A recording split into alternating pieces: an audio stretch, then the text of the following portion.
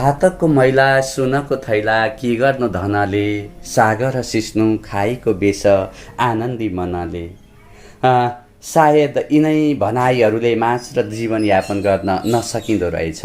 हेर्नुहोस् न, मनभरि राष्ट्र राष्ट्रियता अनि आमा बाबा दाजुभाइ र प्राणभन्दा प्यारो देशको माया ममता र स्नेहलाई हृदयभरि बोकेर नमान्दै पनि स्वदेशबाट विदेशिनुपर्ने बाध्यता मेरो मात्र होइन, म जस्ता उच्च शिक्षा हासिल गरिसकेका देशमा कुनै सम्भावना नभेटिएपछि यसरी घरमा बाबुआमाले अंश दिएर छुट्याए जस्तै अंशका विभिन्न सामग्रीहरू बोकेर माटो र मातृभूमिको माया ममता र स्नेहलाई हृदयभरि सजाएर विदेशिने हजारौँ नेपालीहरूको गाथालाई म मेरो घरभित्र बन्द कोठामा फिजिएका यिनै विभिन्न सामानहरूमा यो माटोको, यो देशको माया ममता स्नेह अनि परिवारको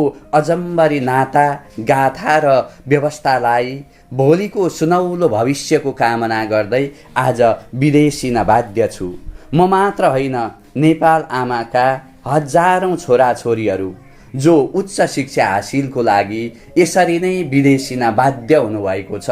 तपाईले देशमा त सुख पाउन सक्नु भएन, शान्ति पाउन सक्नु भएन, यो राष्ट्रले तपाईको उच्च शिक्षाको कदर गरेन। तपाईले सिराने भरि वर्षौं पछि थपिएका सर्टिफिकेटले तपाईलाई रोजगारी दिएन। तपाईको परिवारलाई घाँस बाँस कपासको तपाई आफू सन्तान भएर, असल छोरा भएर, असल छोरी भएर बाबा आमाको सपना पूरा गर्न सक्नु भएन। त्यसै गरी मैले पनि बाबा आमाको सपना पूरा गर्न सकिनँ अनि बाबा आमालाई घरमा अंश मागेर म पनि तपाईँ जस्तै विदेशिन बाध्य भएको छु। यही बाध्यताको शिकारमा प्रभासिनु परेका म र तपाईँ जस्ता नेपालीले विदेशमा गएर पनि कुनै पनि दुःख झेल्नु नपरोस् भनेर मैले यो विदेश जाँदा के सामान लिएर जानुपर्छ, तपाईँ उच्च शिक्षा हासिलको लागि प्रवासिँदै हुनुहुन्छ भने के सामान लिएर विदेशिनु पर्छ। तपाईँले वहाँ गएर पनि फेरि पीडा दुःख र दर्दमा शिक्षा हासिल गर्नको साटो सामान जोड्नमा समस्यामा भौतारिँदै सडक गल्लीमा फेरि अर्को नेपालीसित, फेरि अर्को विदेशीसित भिख मागेर खानु नपरोस्, सडक गल्लीमा हात थाप्नु नपरोस्। स्वाभिमानी नेपालीको राष्ट्रियता र राष्ट्रियतालाई कतै पनि गिर्न नदिनुहोस् भनेर मैले तपाईहरूको लागि यो भिडियो बनाइरहेको छु। आफ्ना सामग्री प्याकिङ गरेर लैजानको लागि तपाईले करिब 53 केजी, मैले बुझेसम्म 53 केजी सामान तपाईले लिएर जान सक्नुहुनेछ।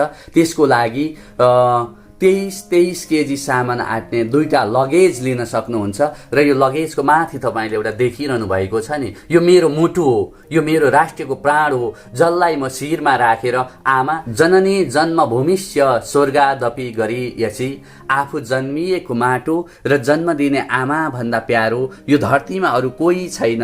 त्यसैले आमा म तिमीलाई साथमा लिएर जाँदैछु। उच्च शिक्षा हासिल गरेर पुनः म स्वदेशै फिर्किनेछु र बाँचुन जेलभरि तिम्रो सेवा गर्नेछु भनेर मैले यो राष्ट्रिय प्रतीक, मेरो मातृभूमि प्रतीक, यो राष्ट्रको गाथा, राष्ट्रको चिन्नु बोकेर जाँदैछु। त्यस पछाडि मैले तपाईहरुलाई यो 3वटा ह्यान्ड क्यारी बोकेर जाँदै गरेको यी सामानहरू, जति तपाईले सामानहरू देख्नु भएको छ, मैले यसै 3टा ब्यागहरूभित्र मिलाउनु पर्नेछ। उपर एउटा पोलिथिनमा देखिएको छ, त्यहाँभित्र मेरो सिराने छ, सिरक छ, 2टा तन्ना छ अनि फाइबरको एउटा सिरक हालेको छु। नजिकै देख्दै हुनुहुन्छ एउटा ब्ल्याङ्केटको छेउमा सेतो तन्ना। मेरो आमाले घरमा बुट्टा आफैले बुट्टा हान्नु भएको, आफैले कुन्नु भएको आमाको कलालाई बोकेर म आफू कला खोज्न विदेशिँदैछु।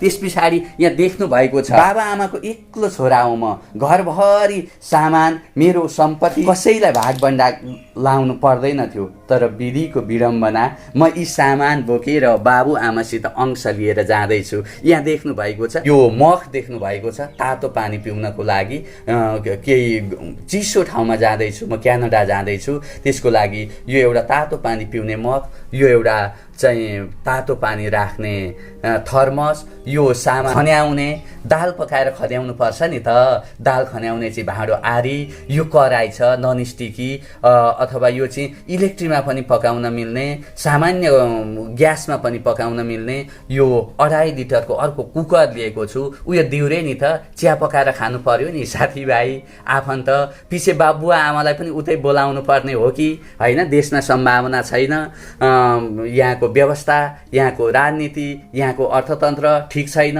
म मात्र होइन, म जस्ता हजारौँ नेपालीले जान्छन्, विदेशमा गएर पढ्छन्, उच्च शिक्षा हासिल गर्छन्, पिआर प्राप्त गर्छन्, अनि बाबुआमालाई उतै बोलाउँछन्। देश दक्ष व्यक्ति जति विदेशिएका छन्, अदक्ष मात्र देशमा चाहिँ एउटा वृद्धाश्रम जस्तो भएर बसेको छ। अनि अन्तिममा बाबा आमाको दुःख पनि त हेर्न सकिँदैन, उतै बस्यो भने बाबा आमालाई पनि त बोलाउनै पर्यो। त्यही भएर मैले भविष्य हेरेर अलिक ठुलै भाँडाकुँडा किनेको छु, एउटा दिउरे बोकेको छु, 3वटा त्यहाँ चाहिँ 2टा प्लेट, एउटा बटुका, एउटा थाल, एउटा अलिक ठुलो खण्डे थाल, यो पुन्यु ननस्टिकी चलाउन काठको पुन्यु चाहिन्छ नि त, त्यसले गर्दा पुन्यु, त्यो सानो एउटा प्लास्टिकको चाहिँ ग्रिन टी खान इलामको ग्रिन टी छ, मेरो घरमै उत्पादन भएको ग्रिन टी छ।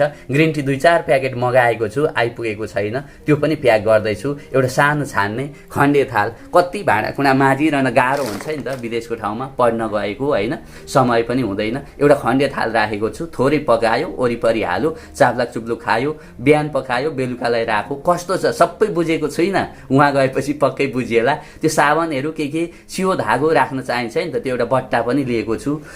त्यस पछाडि चक्कु, अब सब्जी काट्नै पर्यो, घरमा चुने सिधै काट्ने गरेको थियो, अब विदेशमा गएर अलिकति सान पनि त देखाउनै पर्यो, भुइँमा बसेर काट्दा कस्तो पाखे नेपालबाट आएको भन्लान्, त्यो पनि त डरै छ। मैले चक्कु बोकेको छु। यहाँ चाहिँ विभिन्न मसलाहरू हाल्ने मसलादानी, अब यहाँ हाल्नु पर्यो नि त, हेर्नु न, बेसार, नुन, अनि धनियाँ, जिरा होइन, पड्काउने 12 थरी मसला, त्यो हाल्नको लागि यो चाहिँ मसलादानी बोकेको छु। यो अब भाँडा माझ्नै पर्यो, कहाँ इन्जिनियर गरेको मान्छे भन्न पनि त पाइएन, विदेशमा गएर त डेक्ची ड्राइभर हुनै पर्यो। घरमा पो आमालाई दङ्ग्याइ खाएको थियो, जुन थालमा खायो त्यही थालमा छुटेर हिँड्ने मान्छे, अब विदेश गएपछि सबै थोक गर्नु पर्यो नि। अनि भाँडा माझ्ने साबुन पनि हालेको छु, यो स्टिल जुस पनि बोकेको छु, अनि यो एउटा प्लेट, 2टा प्लेट हालेको छु। अब यसो साथीभाइ कहिलेकाहीँ आउलान् होइन, अब उनीहरूलाई पनि त खुवाउनु पर्यो, कहिलेकाहीँ उनीहरूकोमा जानुपर्छ। 2टा प्लेट हालेको छु, एउटा चाहिँ अब यो ग्लास छ, अनि अब काम गर्न जाँदा त केही बोकेरै जानु पर्यो होइन, अनि एउटा हटकेस पनि बोकेको छु। चम्चा 2टा छन्, एउटा काँटा बोकेको छु। कुकर बिग्रिहाल्यो भने कहाँ बनाउन जाने, कसले बनाइदेला, 2-3वटा रबर पूर्व तयारी गरेर रबर पनि बोकेको छु। अब जाने बित्तिकै भोक पनि त लाग्छ, खानु पर्यो, कामबाट आयो, कलेजबाट आयो होइन, अब घरमा पो आमाले पकाएर दिएको हुन्छ त, घुर्काइ खान पाइन्छ, यो भएन त्यो भएन भनेर उहाँ त कसलाई घुर्क्याउने। अनि यही भएर 2 प्याकेट म चाहिँ चिउरा बोकेको छु। यहाँ भुजिया छन्, 2-3 प्याकेट चाहिँ भुजिया दालमोटहरू बोकेको छु। अनि यसो चिउरा र भुजिया मिसायो, खायो, अनि त्यस पछाडि खाना बनाउन सजिलो हुन्छ नि त। अनि यो मसला, सेन्चुरी मसला, करेन्ट मसला भनेर चाहिँ एउटा आधी केजी जिराको छ, आधी केजी धनियाँ छ, अनि 12 थरी मसला छ। त्यसै गरी अब यहाँ तपाईँले देख्नु भएको छ, अब यो वाइ चाहिँ अब यसो पकाएर खाँदा पनि भयो, रोस्ट छ त्यसै खाँदा पनि भयो।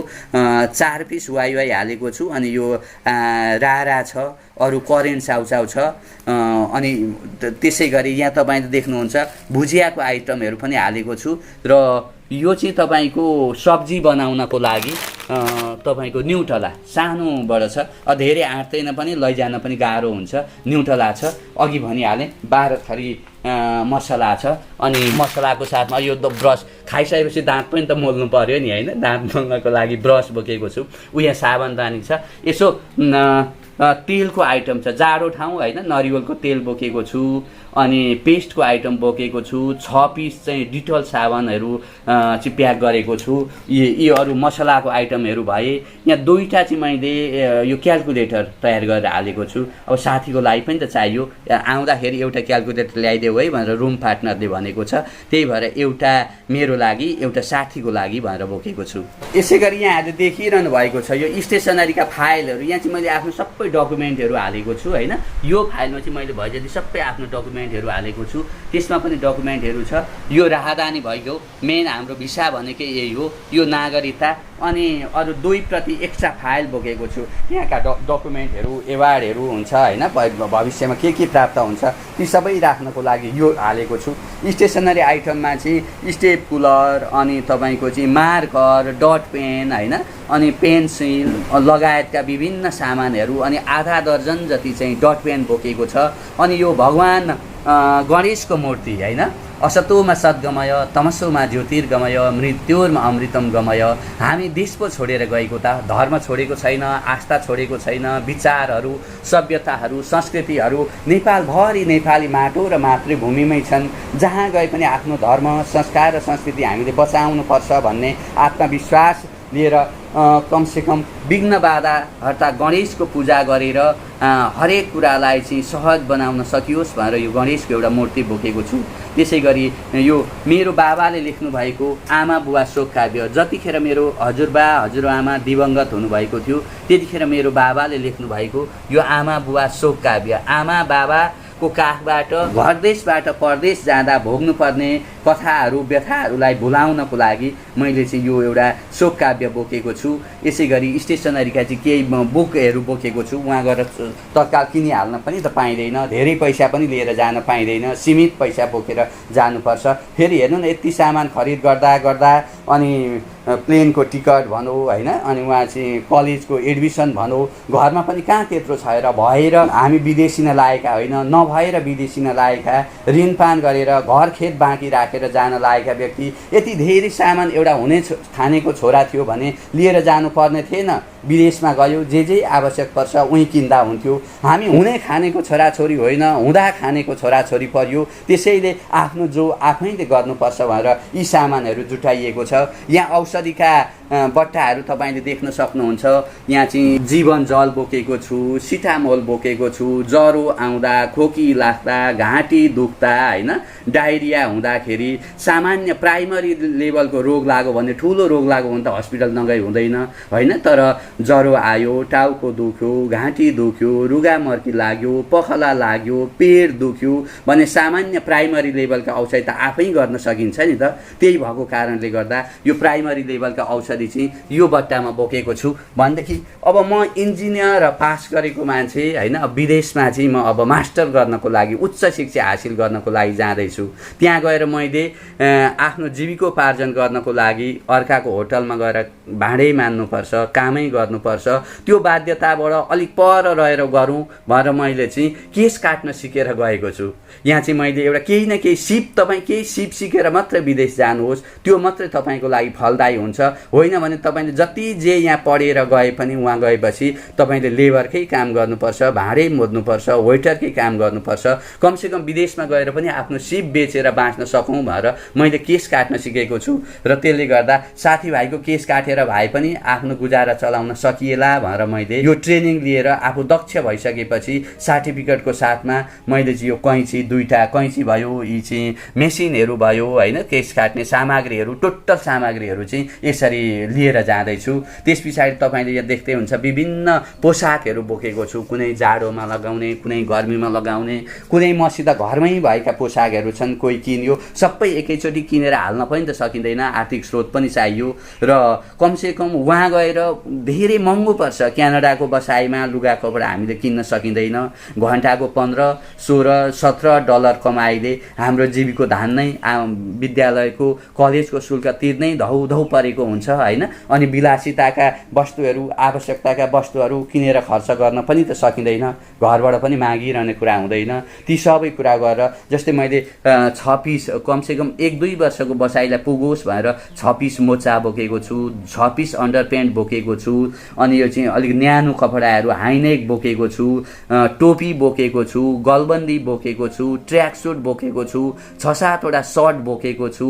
त्यसै गरी चाहिँ ज्याकेट बोकेको छु, अनि यहाँ कालो प्यान्ट देख्नुभयो नि, बढी मैले कालो प्यान्ट बोकेको छु किनभनेदेखि हामीले कलेज जाँदा पनि कालै प्यान्ट लाउनु पर्ने हुँदो रहेछ होइन। अनि विभिन्न काममा जाँदा पनि बढी कालो प्यान्टले महत्त्व दिँदो रहेछ, भेष उही दिइहाल्छ, कालो प्यान्ट त्यहाँको ड्रेस रहेछ, त्यो भएकोले बढी कालो प्यान्ट बोकेको छु। र सामान्य यसो साथीभाइ भेटघाट कहिलेकाहीँ फङ्सन पार्टी जाइन्छ नि त, त्यसको लागि अरू प्यान्ट बोकेको छु। र विशेष गरी मैले एक जोडी नयाँ दौरा सुरुवाल सिलाएर बोकेको छु। अनि 3वटा चाहिँ नेपाली टोपी बोकेको छु। कमसेकम आफ्नो पहिचान, आफ्नो भाषा, धर्म, संस्कार, संस्कृति होइन। विदेशमा गए पनि त चेलीबेटी बनाइएला, मामा माइजू, दिदी भिनाजु, नेपाली त्यहाँ त मेची महाकालीको जो भेटे पनि आफ्नोपन हुन्छ नि त।